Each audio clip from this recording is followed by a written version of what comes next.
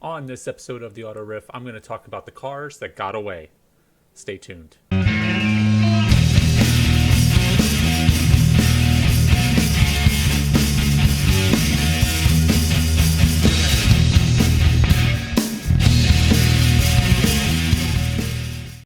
Hello, everybody, and welcome to the Auto Riff.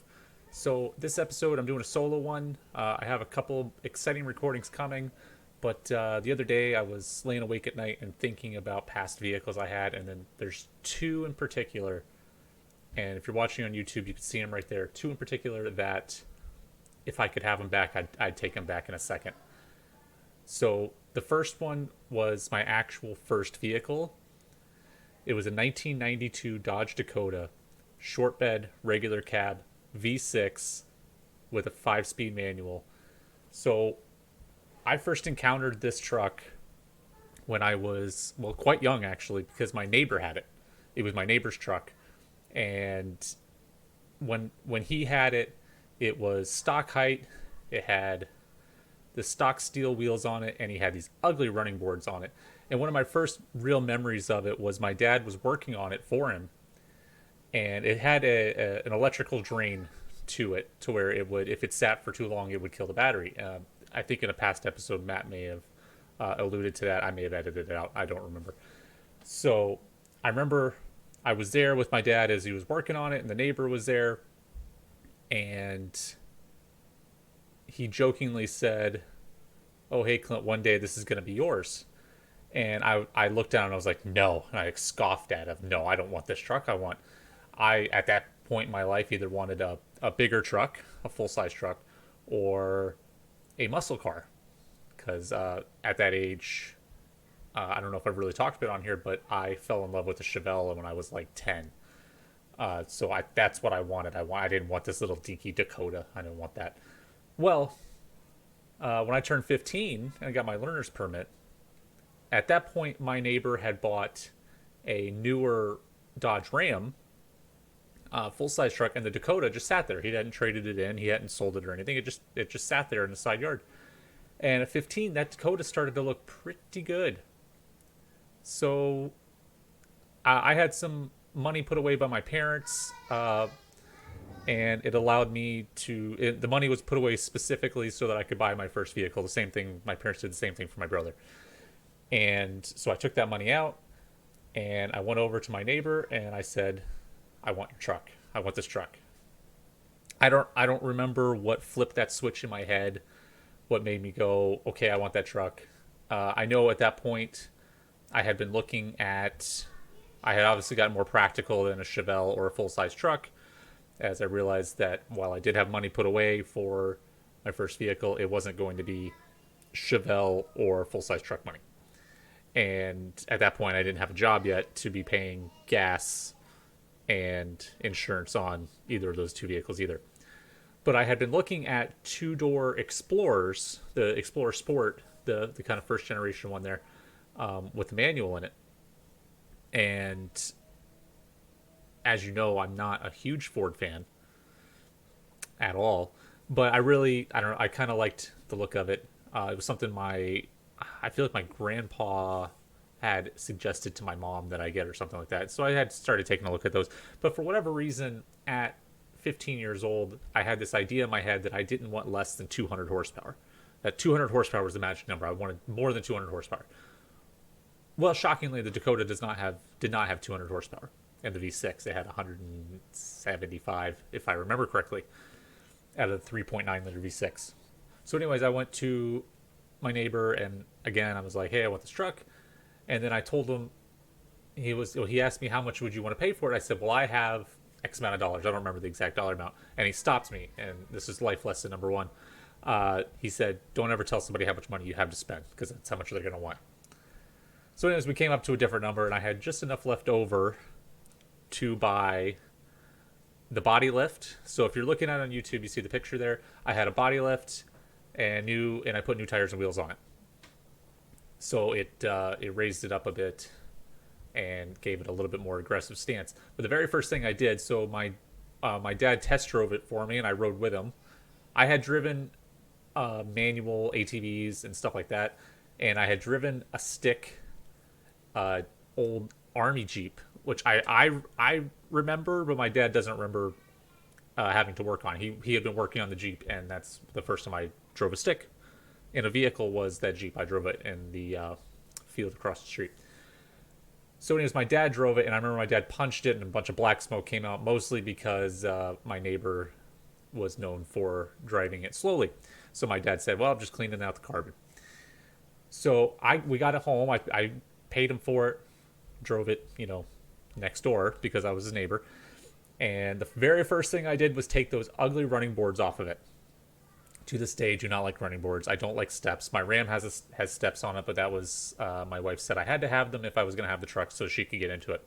So I have steps on it. But in general, I don't like steps. I don't like running boards. Very first thing I did, strip those things off. And then I bought the lift kit. Sorry, not the lift kit. It wasn't a full blown lift kit. It was a body lift. It was 2-inch body lift. And then the tires and wheels. And so again, I bought this at 15. I had my driver's permit, but I didn't have my license, so I couldn't go out and drive it. But I would drive it down the street and back every day, and just practicing the stick and everything. But we lived off of another road that had like a cul-de-sac at the end, basically. So I would just drive down that street, turn around, come back to the house, and I did this basically every day.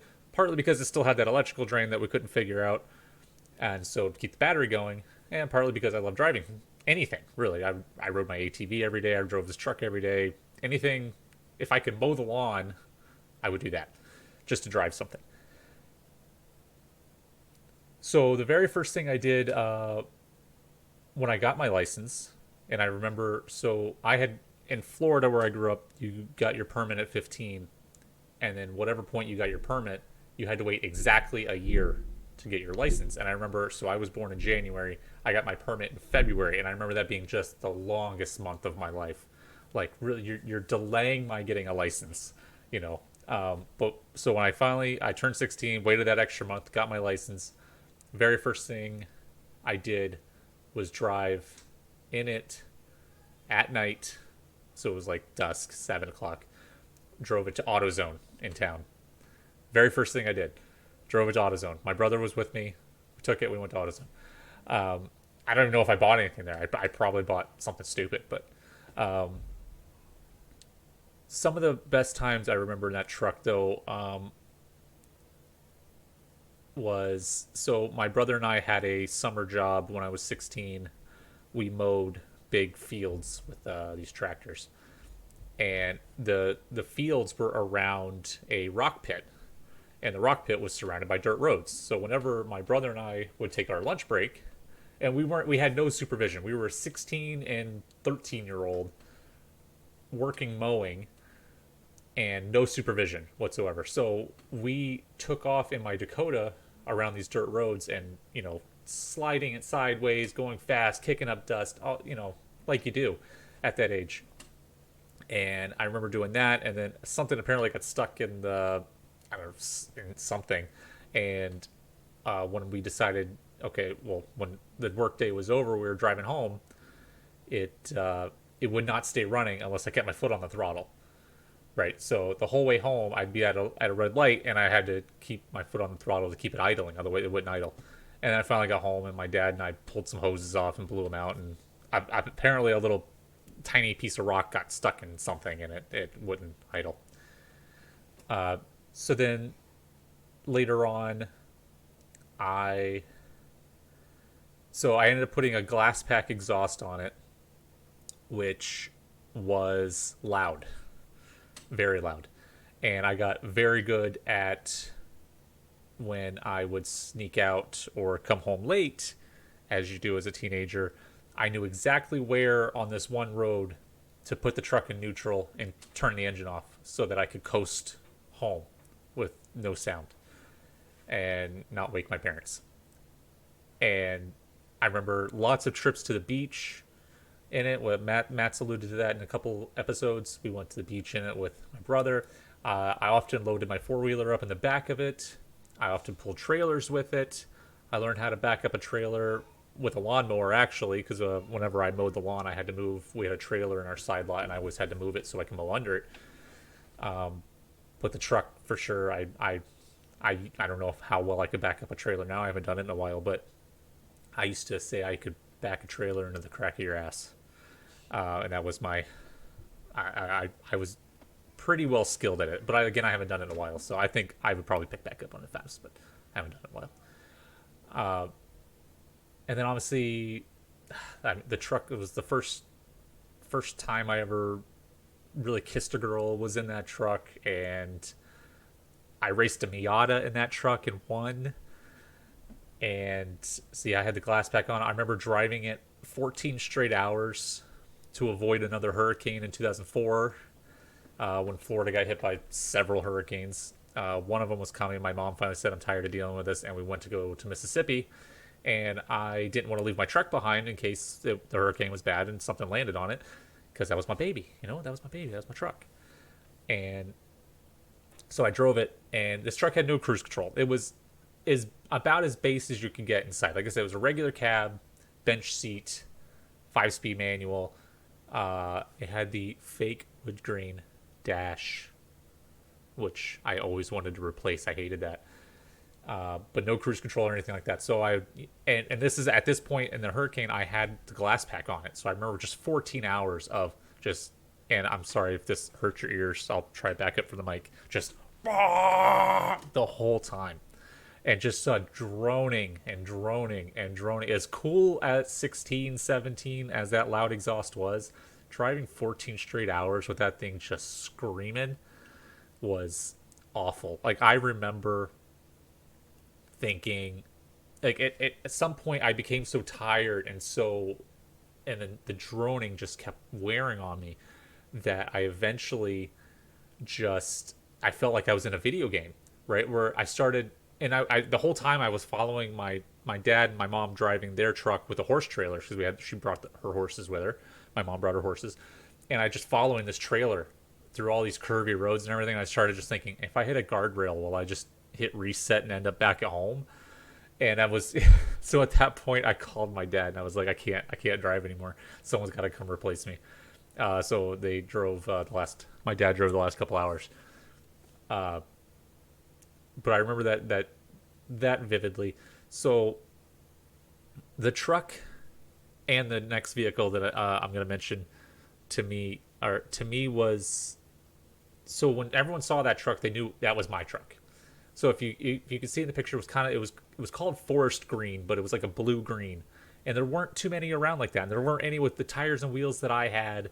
I ended up putting a hood scoop on it, which I don't know. I did it with the intentions that I was going to make it functional, but I never did. I don't know why. You're 16 and you see accessories and you're like, I want a hood scoop. And then so I got one of those stick-on hood scoops on the hood, which in the picture I have on the YouTube, and if you're not on the podcast, I'm sorry, or if you're listening on the podcast, I'm sorry. The picture here was actually after I already sold it. The guy I sold it to was selling it, and he was selling it for $1,100. I remember I was still am. Well, I'm not still poor, but I didn't have $1,100 to my name. Let's put it that way, and I could not afford the truck. But I desperately was trying to borrow money from somebody because I wanted that truck back. But when people saw that truck, they knew it was my truck, and that's what was so great about it. And I had my first and only accident in that truck. Matt was with me when that happened, so we were driving. Again, it was like 6:30 in the morning on our way to school, and some guy decided he was going to cross 3 lanes of traffic, and the guy just one lane over from me spun sideways to avoid him, and I T-boned him. The truck ended up getting totaled, but then we bought it back. And then funny story, so my dad, being a mechanic, said he would fix the last few things to keep the price from going up or whatever, so we could just get it outright from the insurance company. And one of those things that hadn't been done yet was a transmission mount.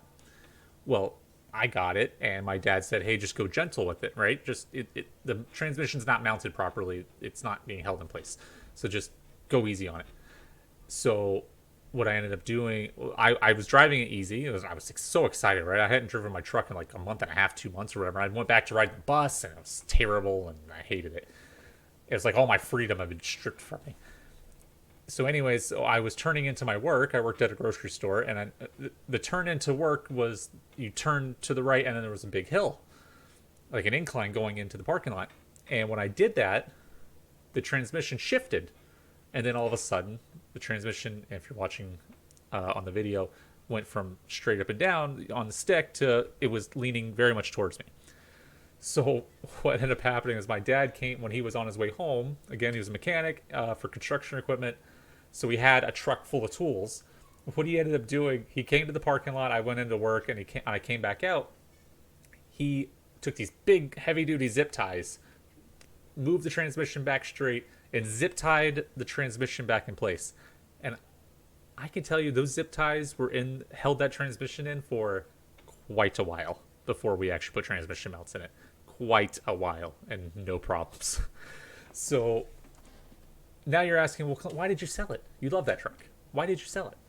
Well, I was about to be I was going from a poor high school student to about to be a poor college student living away from home. So all of a sudden I was going to have much bigger, I was going to have a rent. I was going to have all kinds of bills. So the truck was not fantastic on gas, firstly. So, and that was pretty much all I needed from that. So I took it to, my grandma worked at a Pontiac Buick GMC dealership, and I was going to trade it in. And they valued it at like $750, and they were like, go sell it on your own. You're going to get more out of it. I'm like, okay. So I did.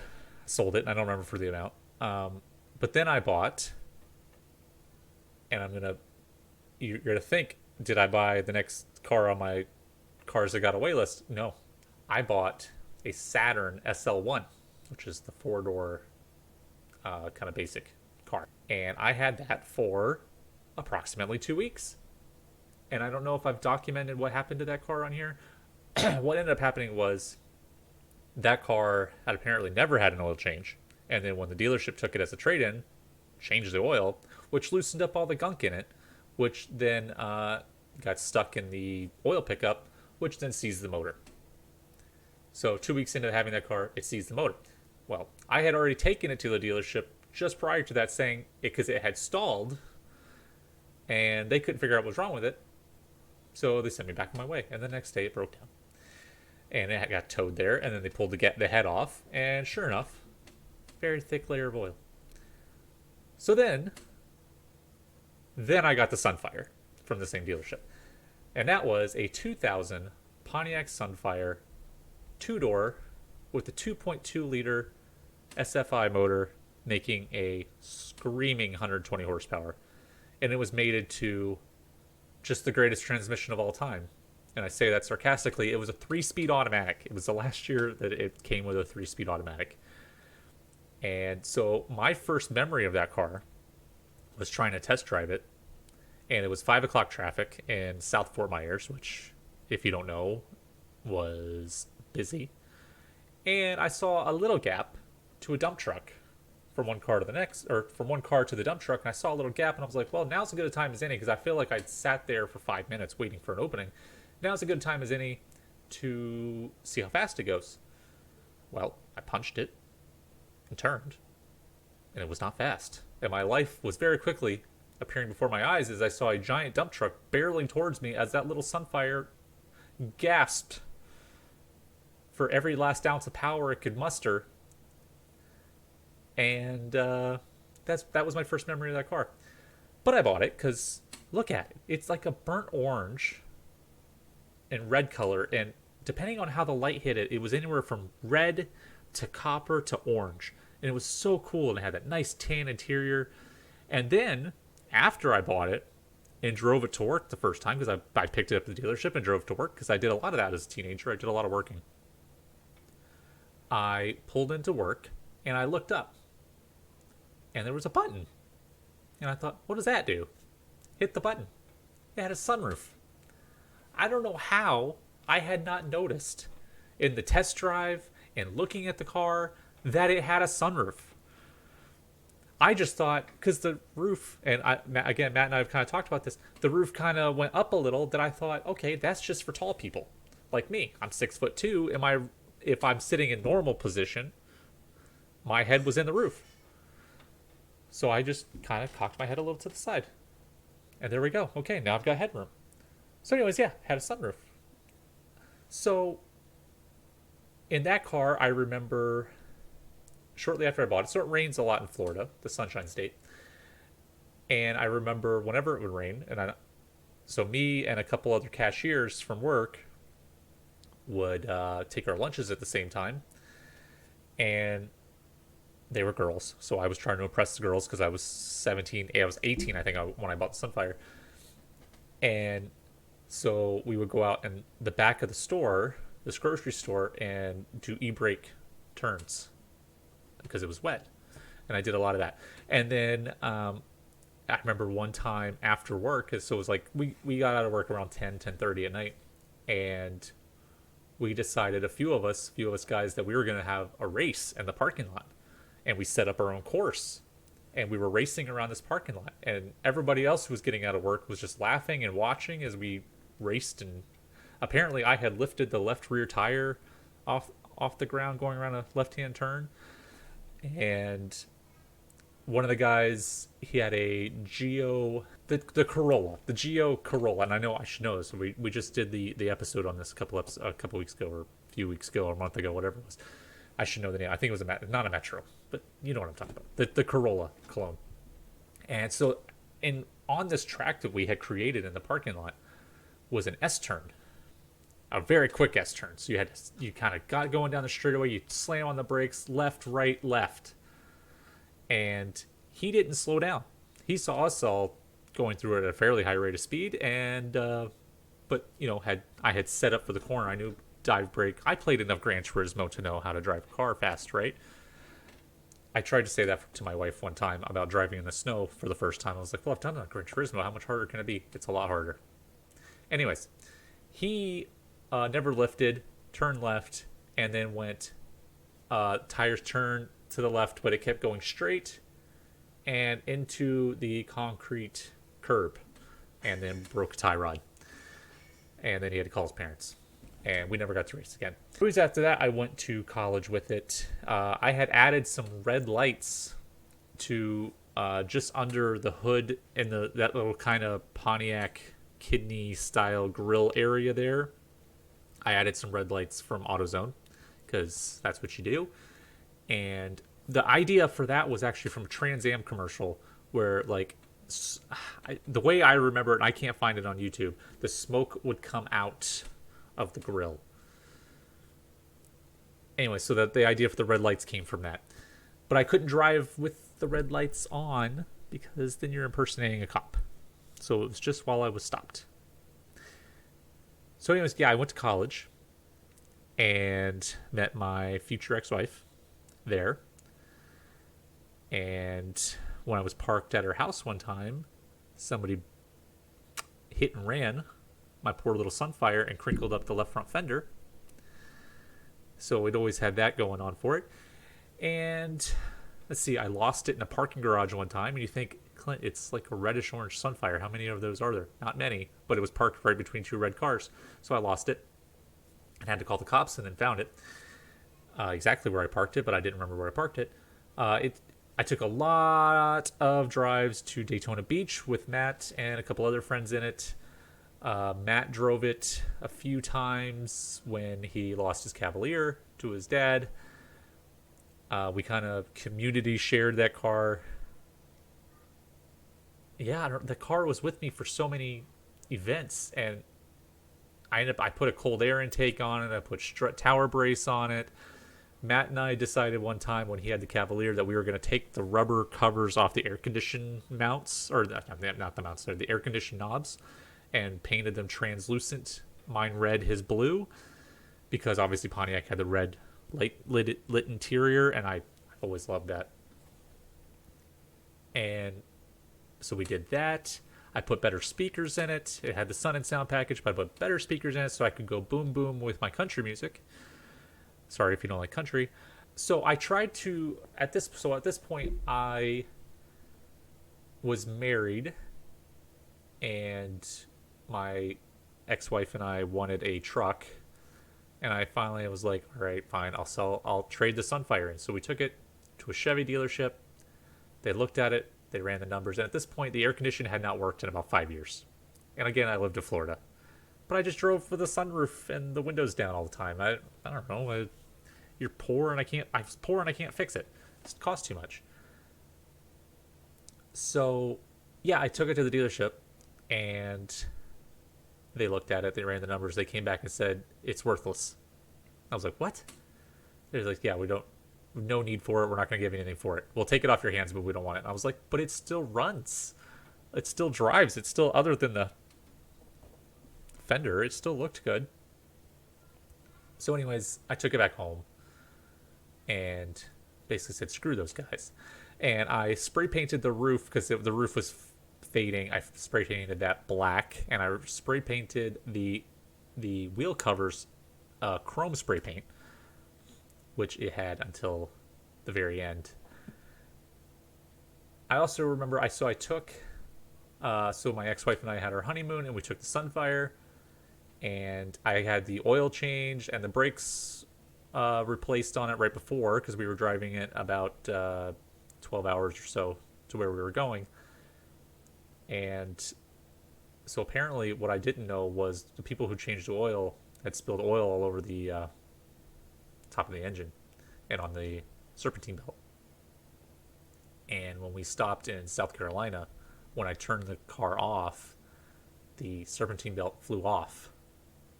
And so I was getting gas, put gas in it. We decided we were going to eat. There was a Subway or something inside the gas station.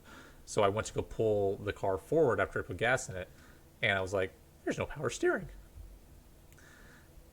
So then I pull it up, up to the parking spot, open the hood, and then the serpentine belt is literally laying perfectly on top of the engine bay, just right on top of the head.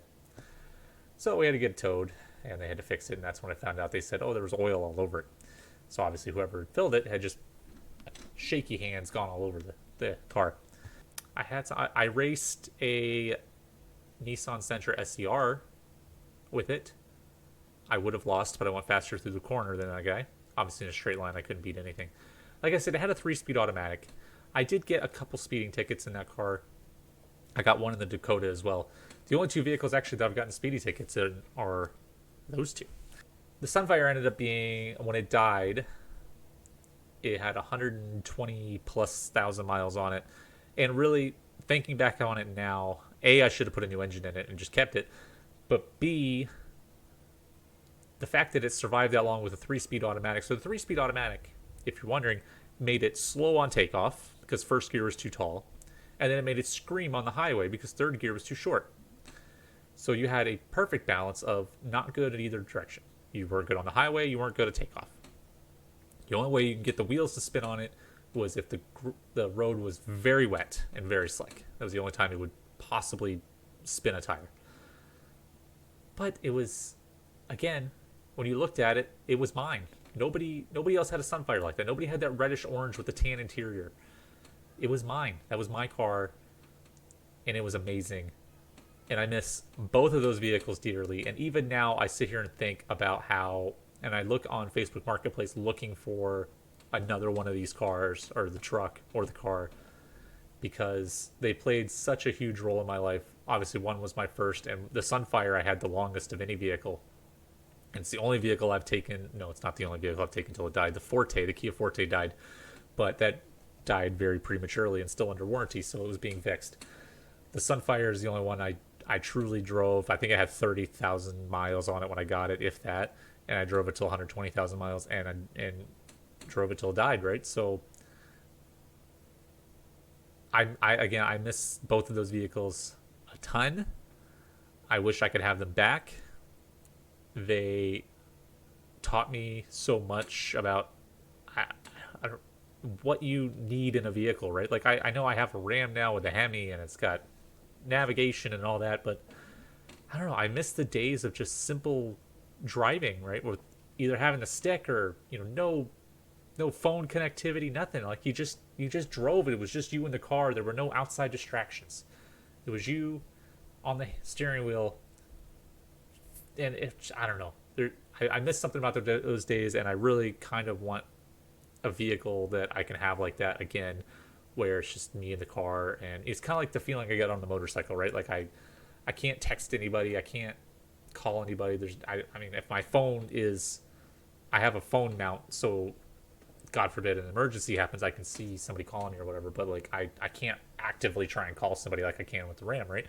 So I miss that, and I miss those vehicles again. And thank you again for listening to me. I just wanted to talk about these two vehicles. So thanks again.